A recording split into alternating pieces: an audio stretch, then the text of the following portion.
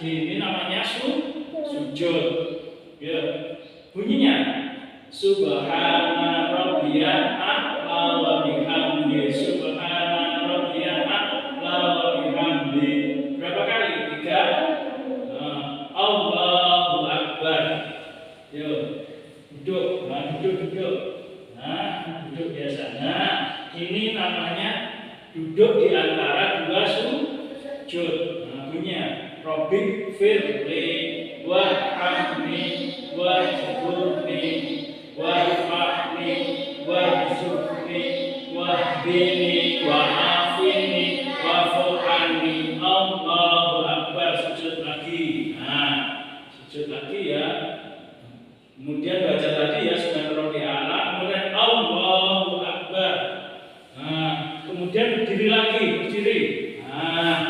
Berdiri kemudian Allahu akbar lagi. Kemudian membaca surat Al-Fatihah, kemudian membaca surat pendek lagi.